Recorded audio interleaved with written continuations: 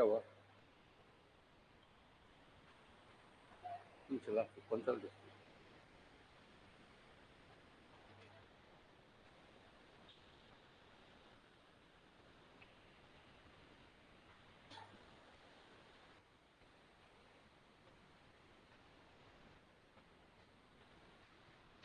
हाँ दोस्तों नमस्कार। अभी अपन शुरू करेंगे। आज का जो करंट अफेयर का इश्यू था वो आपका संसद और संसद के क्या हैं पदाधिकारी। हमने पिछली क्लास को दृष्टिपात करें, थोड़ी आवाज को चेक कर।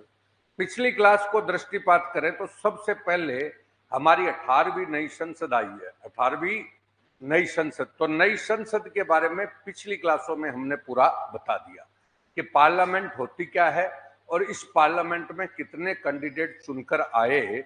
ये सारी की सारी बात हमारी पिछली क्लासों में हुई।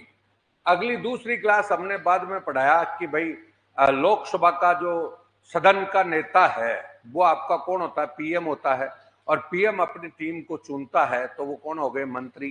तो एक आपको पूरी की पूरी क्लास पढ़ाई वो प्रधानमंत्री और कौन सा? मंत्री परिषद, कॉन्स्टिट्यूशन के साथ। ठीक है। अब आपका पिछले सप्ताह में आपका 26 तारीख को हमारे नए लोकसभा अध्यक्ष चुने गए। नए लोकसभा अध्यक्ष चुने गए, आवाज सही कर। नए लोकसभा अध्यक्ष चुने गए और नए आपके लोकसभा के कई पदाधिकारी चुने गए। विपक्ष का नेता है, सदन का नेता है, ये सारे के सारे चुने गए। समझ गए? तो पिछले सप्ताह ये सबसे इंपॉर्टेंट टॉपिक था। अगर आप आगामी 1 साल 2 साल की परीक्षाओं को ध्यान दें तो 18वीं लोकसभा प्लस आपका प्रधानमंत्री प्लस आपका लोकसभा अध्यक्ष, ये पदाधिकारी आपका 3 साल तक, आपके 5 साल तक लगभग आपके लिए इंपॉर्टेंट रहेंगे। और 5 साल की बात करो तो आपका कम से कम 1 साल तो हर परीक्षा में कोई न कोई क्वेश्चन आपका आएगा ही, क्योंकि 1 साल तो ये करंट रहेगा और वैसे देखे तो वो सब्जेक्ट बन जाएगा। समझ गए? तो आपके लिए बहुत इंपॉर्टेंट टॉपिक है लोकसभा के पदाधिकारी और ये सब चीजें। समझ गए क्या मेरी बात? तो सबसे पहले हमने इसमें 3-4 चीजें डाली है, ध्यान दीजिएगा। पहला नंबर है कि लोकसभा है क्या। आपने देखा हो तो आपने क्या क्या चीज देखी, आपने अखबारों में इसमें क्या क्या चीज देखी। तो नंबर 1 आपने देखा कि लोकसभा नई बनी। नई बनी तो सबसे पहले प्रोटेम स्पीकर को चुना गया।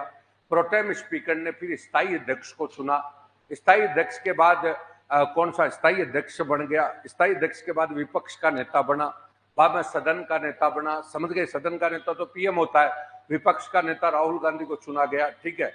बाद में राष्ट्रपति ने अभिभाषण दिया। राष्ट्रपति ने क्या दिया? अभिभाषण। इतना टॉपिक आपने पढ़े तो सारी चीजें मैंने इसमें डाली है। समझ गए मेरी बात को? सारी की सारी चीजें इसमें डाली है। तो अब आप देखिए, अब एक बार आप इसको देखें तो देखिए, सबसे पहले शुरुआत करते हैं। सबसे पहले मैंने जीरो से इसको शुरुआत करी है। देखिएगा, संसद और संसद के पदाधिकारी, संसद और संसद के पदाधिकारी। मैंने आपको बोला नोट्स आपको टेलीग्राम पर भी डाल रहे हैं और बेसिकली आपका कौन सा ये आपको दे भी दिए। समझ गए? जो काम आ रहे हैं आपके। तो संसद और संसद के पदाधिकारी की बात करें तो भारतीय संविधान का भाग 5 है। भारतीय संविधान का भाग कौन सा है? 5। उसमें संघ सरकार के बारे में दिया हुआ है। कौन सी सरकार के बारे में? संघ सरकार में, यानी सेंट्रल गवर्नमेंट के बारे में दिया हुआ है। ठीक है।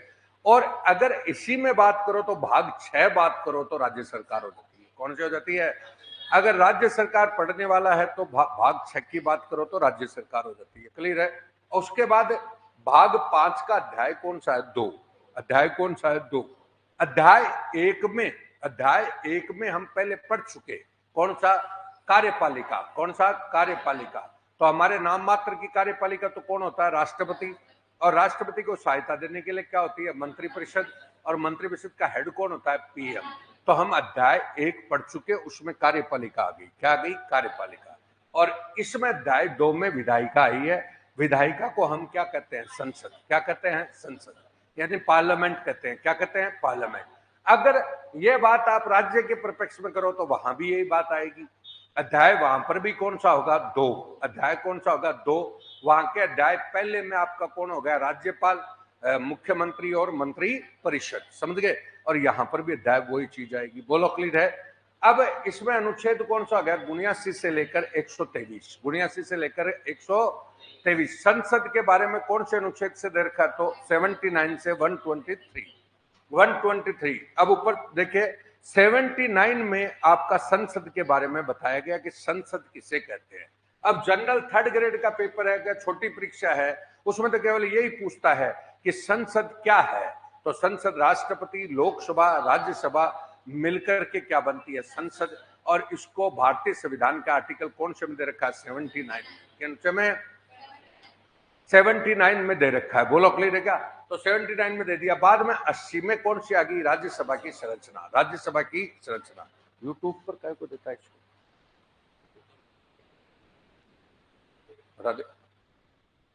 बढ़ा दे उसको।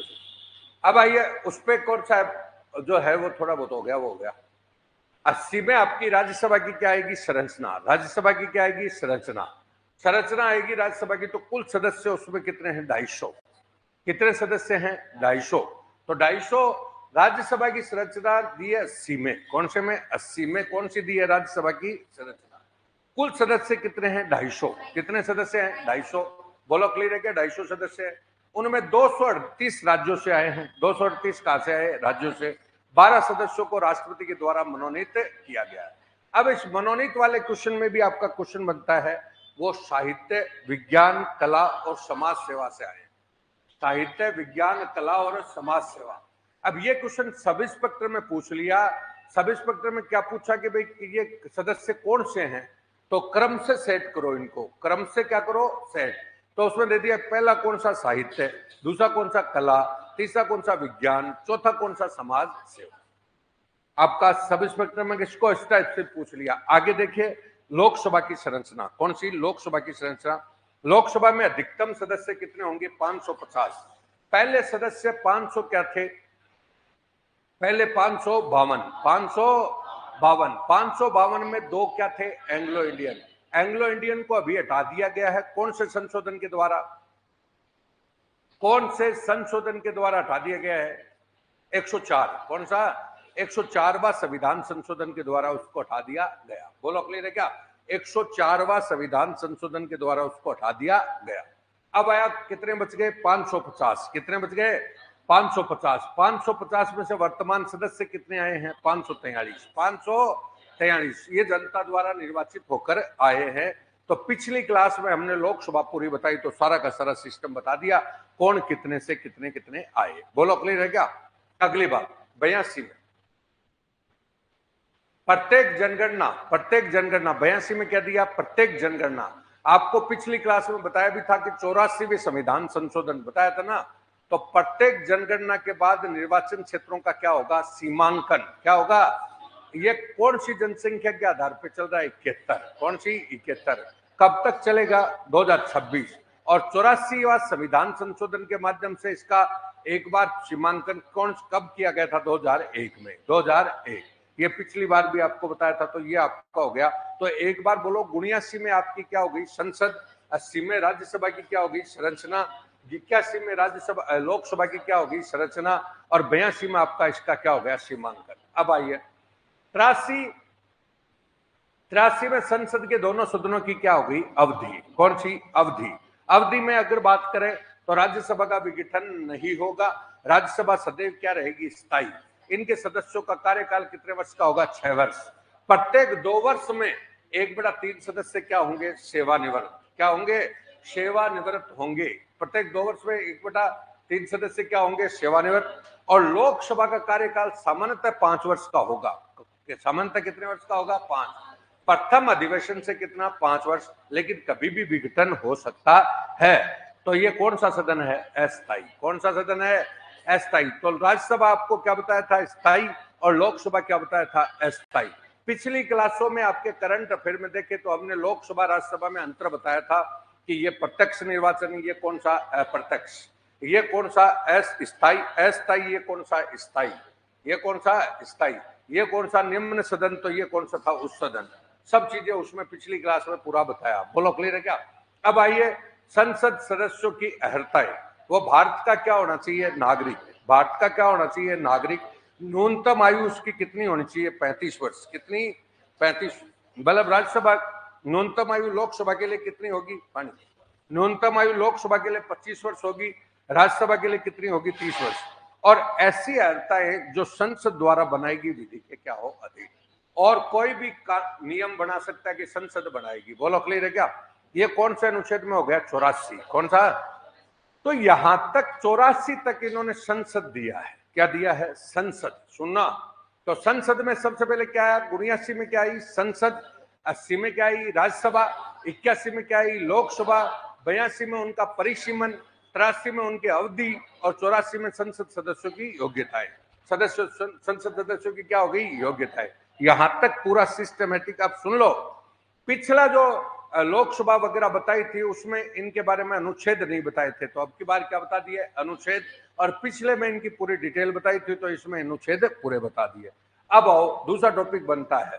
दूसरा टॉपिक है संसद का अधिवेशन। संसद का, सबसे पहले हमारी संसद बन गई ना। संसद का अधिवेशन है, न्यूनतम 70 वर्ष में कितनी बार होता है? 2 बार। अब सुन लो, पहले में संसद बन गई। संसद क्या हो गई? बन गई। अब वो बात आएगी अधिवेशन वाली की राष्ट्रपति ने अधिवेशन प्रस्तुत किया, अधिवेशन आहूत किया। अब मैंने क्या बोला? न्यूनतम 70 वर्ष में कितनी बार होंगे? 2। कितनी बार होते हैं? 2। और वर्तमान में 70 कितने हो रहे हैं? 3। पहला कौन सा? शीत। दूसरा कौन सा? मानसून। एक्चुअली 70 2 ही होते हैं। बोलो क्यों? बोलो क्यों? मैं से क्यों नहीं चलती? हालो, रिमोट भेज ले हो। हाँ, बोलो। है नहीं, 270 न्यूनतम 2 क्यों रखे? हमारे यहाँ पे हमारी कृषिगत अर्थव्यवस्था है, और कृषिगत अर्थव्यवस्था में 2 फसल होती है। एक तो कौन सी? रबी है, एक कौन सी? खरीफ। एक तो रबी और एक कौन सी? खरीफ। तो रबी तो कौन सी? सर्दी में। तो कौन सा हो गया? शीत। और खरीफ की फसल होती है मानसून से, तो मानसून 70 2 ही होते हैं। अब तीसरा सत्र होता है बजट का। कौन सा? बजट। तो बजट का सत्र तो 3 सत्र है, तो न्यूनतम तो है 2, और वर्तमान में कितने हो रहे? 3। आज आपका पेपर पढ़ा हो आपने,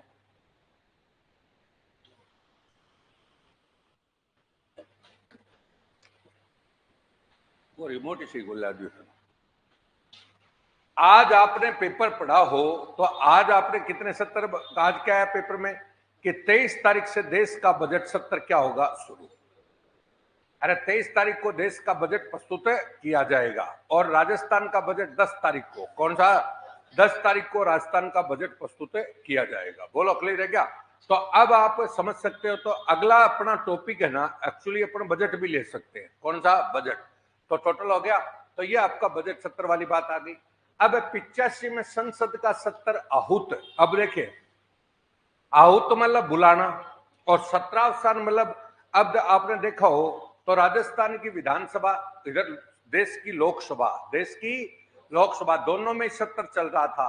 तो कल परसों साफ साफ कह दिया, अनिश्चित काल के लिए संसद के सत्र को 17 किया जाता है। तो कब तक किया जाता है? उधर तो 10 तारीख को खुलेगा, और उधर कब खुलेगा? 23 को खुलेगा। समझ गए? उसको बोलते हैं 17। कौन सा? 17। बोलो क्लियर है क्या? अब आइए 17 और विघटन। कौन सा? विघटन। अब आइए, राष्ट्रपति समय समय पर संसद के प्रत्येक सदन को ऐसे समय, अब सुन लो, इसमें मैंने लैंग्वेज को बहुत ढंग से एक चीज दी है, बताऊंगी क्यों दी है। आजकल पहले तो नॉर्मल प्रश्न आते थे, संसद का सत्र कौन आउट करता है? राष्ट्रपति। अभी जो परीक्षा में आरपीएससी के पेपरों में जो पॉलिटिकल साइंस है वो बहुत हार्ड आ रही है, बहुत ज्यादा क्या आ रही है? हार्ड। तो वो लैंग्वेज की एक एक चीज को आपको ध्यान रखना, इसने मैंने लिखा है सारी चीजें, देखिएगा। राष्ट्रपति समय समय पर संसद के प्रत्येक सदन को ऐसे समय और स्थान पर जो वह ठीक समझे, ऐसे समय और ऐसे स्थान पर जो वह ठीक समझे। समझे? मतलब संसद के अंदर भी अधिवेशन को आहूत कर सकता है, दूसरी जगह भी आहूत कर सकता है। ध्यान से समझ लेना मेरी बात, समझ गए क्या? दूसरी जगह बोले, आप ये भी सोच सकते हो, जैसे इन्होंने ऐसे मामला बना दिया कि हम प्रत्येक संसद का सत्र ना राजस्थान के हर विधानसभा में करेंगे। भाई हर विधानसभा में करेंगे तो पूरे देश में वैसे भी स्थान कोई निश्चित नहीं है। समझ गए? नंबर 2, ये क्या करा, संसद का सत्र टाइम है ना, टाइम उसके अनुसार ही तय किया जाएगा, जब वो चाहे, जैसा वो चाहे। तो जब चाहे वो अधिवेशन को आहूत कर सकता है। बोलो क्लियर है क्या? ये टोटल आपकी बात है। लेकिन उसकी एक सत्र के अंतिम, अब जैसे वर्तमान में आपने देखा हो तो आपको तो नाम मात्र का कौन होता है हमारे देश में? राष्ट्रपति। और वास्तविक कौन होता है? प्रधानमंत्री। कौन होता है? प्रधानमंत्री। तो अब की बार का सत्र आहूत कब किया गया बोलो? 25 जून को। क्यों किया गया? प्रधानमंत्री ने दिमाग लगाया, 25 जून को हमारे यहाँ पे इमरजेंसी लगी हुई थी। क्या लगी हुई थी? इमरजेंसी। अरे आपातकाल लगा हुआ था इंदिरा गांधी का।